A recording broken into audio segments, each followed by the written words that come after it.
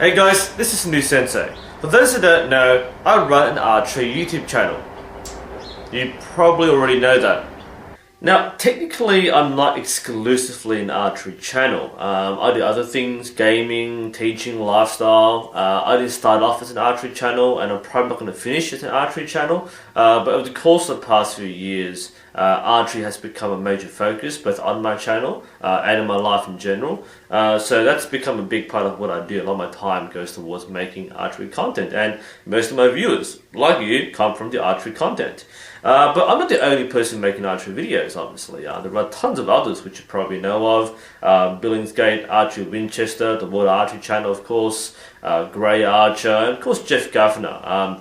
Jeff Kavanagh gets a special mention because back when I started making videos, Jeff Kavanagh was one of the biggest sources of information out there on YouTube. Still is one of some of the best content in terms of instinctive traditional archery. Lots of really good material to go through. But my point being is that I'm not the only person out there making archery videos, and one of the things that I see a bit more frequently these days is more people who want to make archery content, who want to start archery channels, which is great. I like seeing other people making archery videos. It gets pretty tiring seeing myself all the time when I Google archery tutorials, because it's just me, and I'm not the best person to do this. There are other people out there who are more qualified, who are more confident, who are better shooters, and have more experience. So there's definitely a room in the market for more people to make content. The problem is that many people quit.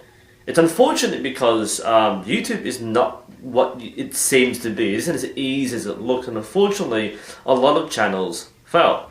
And I feel bad saying this because it's not really, the F word failing isn't really an accurate term. It's more like these channels haven't made it yet. And I think part of what I've seen in the last few years is certain patterns in what makes a channel succeed and what makes a channel kind of sink. So this video will go through some tips that I have for people who are interested in making YouTube channels, especially for archery. A lot of this I've learned through hard experience in the last 3, 4, 5 years. And hopefully this isn't meant to discourage you, it's meant to encourage you, but also warn you some of the pitfalls involved in making a YouTube archery channel. Firstly, there are 3 different kinds of channels for archery you can find on YouTube, and depending on which one you fall into, some advice might not apply to you as stringently. The first kind are official channels, and these include companies and businesses and manufacturers, so Hoyt, PC, Matthews, and so on. The makers of bows will produce content. You have organizations like World Archery, they have the biggest archery channel at the moment. And you have businesses, shops like Lancaster Archery, Archery Supplies, Merlin Archery, and so on. So that's the first kind of channel.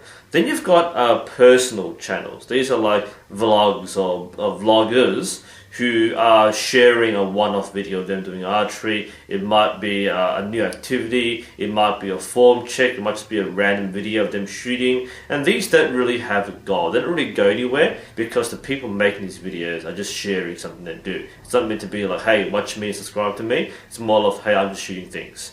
The third kind is the educational kind, and these are the channels which are more like what I do. They cover tutorials and how-to guides on shooting technique and training and equipment. And the last 2, especially the personal channels, and a lot of them transition to the educational kind of channel. They tend to struggle the most on YouTube because you're trying to appeal to a market, but there's no one watching you. This is one of the biggest demoralizing hits. So this video will focus on some tips and observations on what other people have done and what I've been through as well. This isn't meant to be a shot at other archery channels. I do encourage everybody to make content if they want to make content, but the way to approach making YouTube content requires some different thinking, and I'm hoping that by sharing my experience, if you are seriously interested in making a channel, hopefully you can benefit from this and make quality content. The first thing you have to get your head around is that YouTube is a commitment. Now, most people start off, like I do, having a camera in your room and filming. I still do that.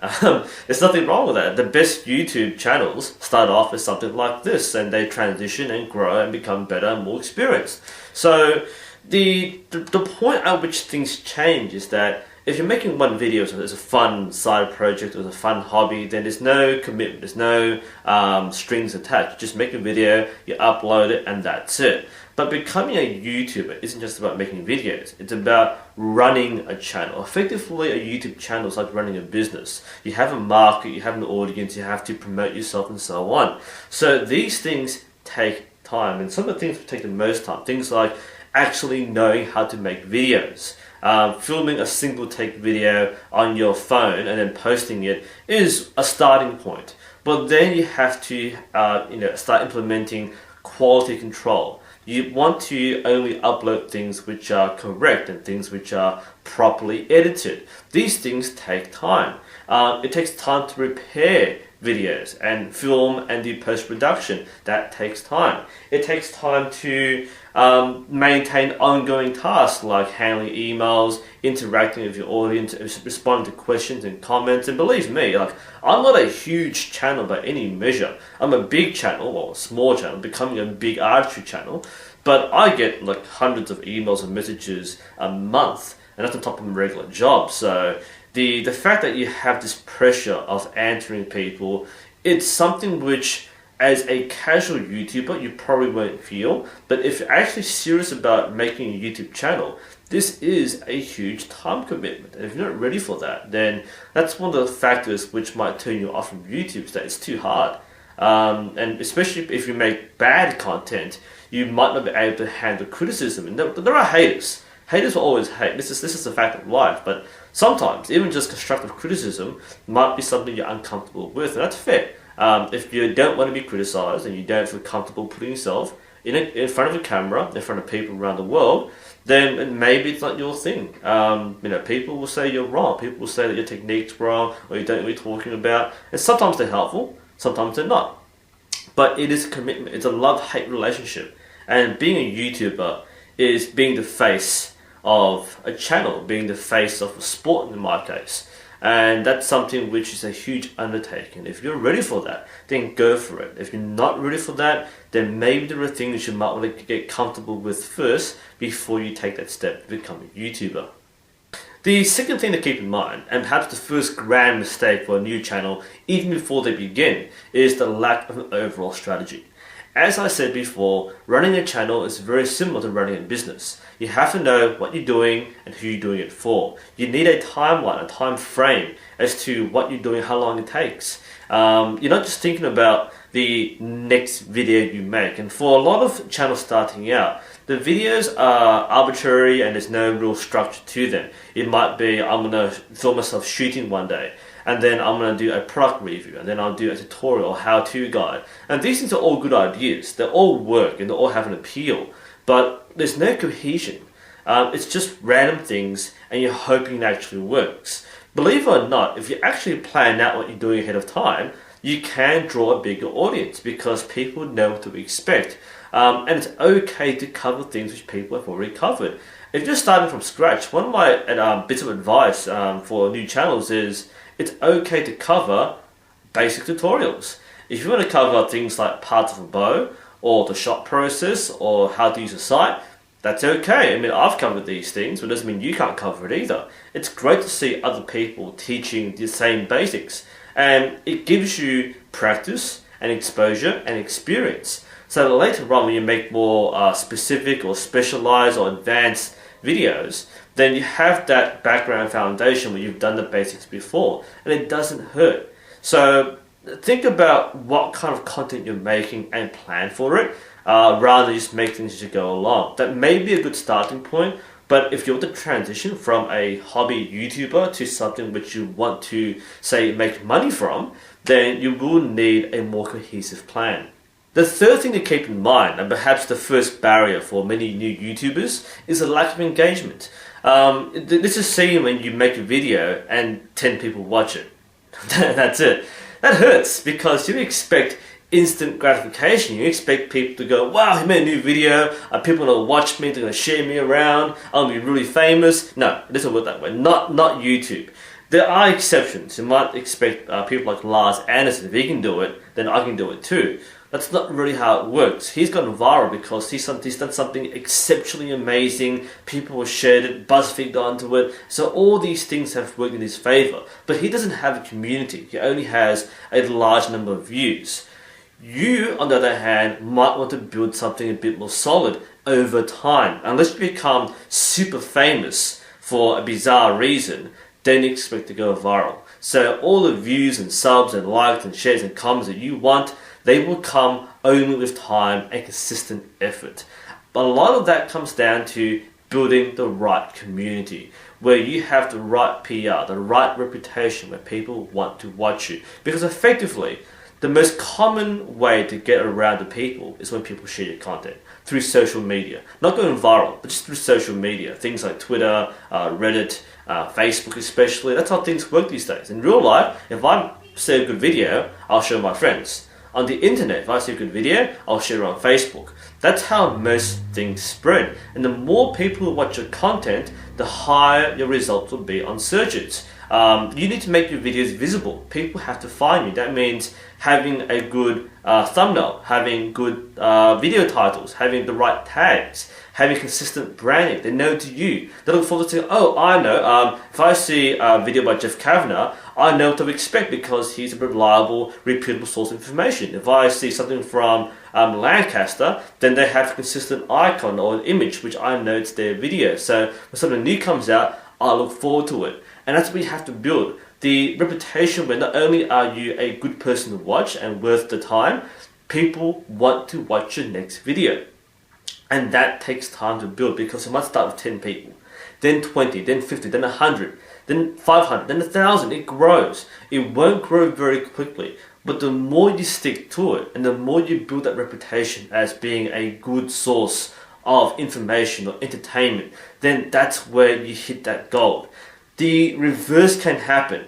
If you have a really bad engagement with your audience, if you are a troll in the comments, if you hate on people, if you act like a dick, then that will decrease your engagement. You might have certain appeal to certain people, but if you're not working well with the community, then there's less of that spread, especially if you spam other people's videos. So you've got to be mindful of how you interact. You don't have to conform and fit into an existing community. But if you're part of the community and the community respects you and shares your content, then you are more likely to take off. If you think, oh, I'm gonna start on Reddit and then make a channel and all Reddit will watch me, that will easily backfire. If you make really crappy content, and you don't know what you're doing and you're sharing Reddit, that will probably sink you forever. You probably won't recover because from then on, people will go, no, I'm not watching this guy.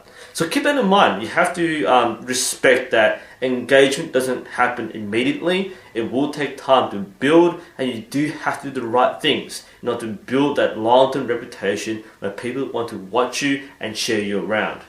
The fourth thing to keep in mind is content. Not just the quality of your content, but the diversity of your topics. One problem which people face is simply running out of ideas. You might make this really good video, let's say parts of a bow, where you're on point, your information is really clear, your editing's really good, people watch it, but what next? What's your next idea? What's your next video going to be about? What's your next 10 videos going to be about? That's a huge barrier for a lot of people, is you just can't think what to do next. And there are some channels which have like really good videos, like 10 or 20 tutorials with lots of views for some of them because they happen to cover like the one thing which no one else has covered, which is fantastic. But there's no more content. You've run out, you've run dry, you've gone stagnant. There's no extension of what's available. And when there's nothing new being produced, people will then subscribe. You have to understand that there are two kinds of content. There's things which people look for and things people stay for. Things that people look for are staples. Things like, why do I slap myself with the string? What are the parts of a bow? How do I buy a bow? All these questions, which like frequently asked questions, are easy gateway options. It's why people go to you, because you answer that question. It's like in a shop. If you have the one product people want, you have the newest iPhone, for example, people would go to your shop to buy the iPhone. But why would they stay there? Why would they go back there? That's why you need more content. There are things people stay for. So if you have one good video, people will Google it, they'll find it, they'll watch it, and they'll leave. They won't come back. But if you have 20 good videos and you release new videos frequently, maybe every week or every month if you're a really slow channel, people will subscribe and go, what's next? This is where you need critical mass. If you're starting off, don't stagger your videos and go, I want to make one video every 2 weeks. That might be your schedule, it's okay. But when you're starting out, it doesn't matter that much how long it takes. Because if people watch you for the first time and they see nothing, it's a wasted opportunity because they probably won't find you again. But if you go, I'm going to set a plan, I want to make 5 videos in the next 2 weeks, which cover the basics, you have a better chance of building a successful community. Because people start watching you, they start anticipating your next release. That's really important. And if you're stuck on the ideas, think about what other people are doing. And especially what other people aren't doing. Are they not covering certain products, for example? Are they not covering certain topics or concepts? Do you want to teach a method which no one else has? And more importantly, what does your audience want to know? Your audience will feed you ideas. A lot of them will ask you straight up, can you make a video about blah, blah, blah, blah? And you go, yes, I will. And sometimes they won't ask, but you find the opportunity. People might ask, what's the correct stance, open or close? And I could answer that question by typing in like 5 seconds. But I might think, hang on, that could be a video idea. And especially if many people ask, if 10 people want to ask the same question, then 1,000 people might want to know. So these are the ideas which you have to find and feed into your channel. You have to stay relevant, because if you run out of ideas, then you're limiting yourself. And when your channel stops growing, when you stop making content and you run out of ideas, then that's when you have the collapse in your channel. People will not just not watch your videos, they'll start unsubscribing because there's no more relevant content. So keep that in mind. The 5th thing is delivery, and unfortunately this is where so many good potential channels completely fall apart, is not delivering the content well enough for the viewer to stay interested. There are a couple of things here. The first one is editing. Is make sure your content is properly shot and properly edited. Now the audience is forgiving to an extent, but if there are too many distractions or too many things in the way, then it derails your video. And this could mean visually, it might mean background noise, it might mean really bad sound quality or wind in my case. A lot of my videos are too windy. And it might be the lack of a focus. You might start with one topic, but you go in circles, you go ad-lib, you waffle, you just go in circles over and over again, and it takes like 5 times as long to explain a simple concept.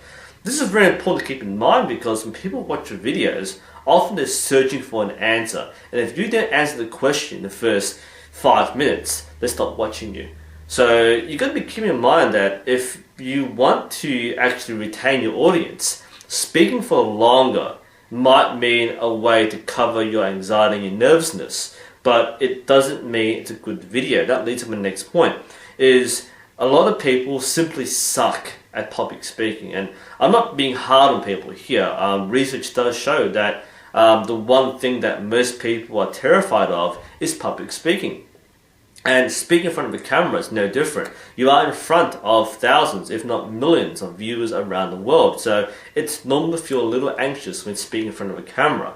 But if you don't get it right, then it's going to kill your channel, because you don't have the confidence to be in front of a screen, in front of a camera, on screen.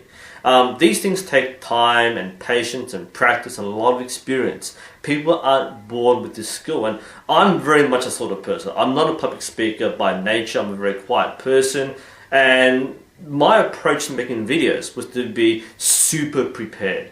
I meant spending time researching, spending time scripting. So the first thing, make sure you know what you're talking about. That's one very important thing. If you're wrong and you're not sure about things, then you should have been a bit prepared.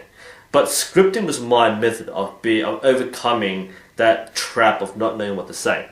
My initial videos were fully scripted. I would spend hours typing up Microsoft Word, everything I had to say. It was like basically an essay or a blog post. on paper. In fact, if you see some of my earlier videos, you'll see my eye contact is drifting away from the camera. I'm looking at the camera here, that's what I'm meant to be looking at, but sometimes you might see my eyes drop down below. That's because I had a very cheeky way to get around my anxiety. I used not cue cards, but I actually printed off a script, a full script, which I would kind of stick on my stand here, and that would be my cue card. I later used my laptop, my Surface Pro, to use Microsoft Word on the large display mode of giant font to act as a huge teleprompter, which is right here in front of me. That's how I worked with it. Now, over time, I became more confident. I could add a little more things. I could explain more things confidently, concisely. And nowadays, I'm trying to refine my process. Where it took hours to script before, now I might spend 15-20 minutes doing a dot point list. In fact, this video is a dot point list, back and front. That's what I've done. So I now have the confidence and the experience to know what to say without screwing up. But believe me, my outtake reel is like an hour long. It might be 10 minutes on camera, might be an hour and a half in real life. I'm cutting down everything which I stuffed up on, and that's normal. But understand that if you don't get it right, if you don't edit out your mistakes and you don't speak clearly, then it's going to really make it hard for your audience to stay with you. So delivery is something you can't overlook. My last bit of advice is don't feel afraid to just get out there and make archery content. If you want to make archery videos, go for it. Don't feel intimidated by the fact that other people are out there doing the same thing. Feel encouraged that people are out there leading the way, but also paving the way for you to make your content. I would not be intimidated if you made a video better than me. Because honestly, I'm not a great archer. I'm not even a good archer. I'm not a great coach or instructor. I just make videos which I share what I learn. So there's always a space in the market for you. And look, personally, I'm a late starter. When I started covering archery videos on my channel, there were already so many good videos out there. But one of my points of pride in my achievement is I outgrew these channels. I'm now bigger than a lot of the store channels, Lancaster, Jeff Kavanagh, PAC, all these channels, even Merlin Archery, all these were huge channels, but I've outgrown them over time. This isn't a competition. I still respect and watch all these channels, but it just shows that you can break to the market, find your niche, and succeed. That's what I'm trying to encourage you to do. So don't let this discourage you thinking nobody can make a video like that. There is time and opportunity for you to break through it. And remember, my first video was a video on finger tabs. That's how I started. Hopefully this gives you some idea, inspiration to get you started if you're interested in making an archery channel, and also kind of be aware of some of the traps and pitfalls which make people quit. Anyway, this is NUSensei. Thank you for watching, and I'll see you next time.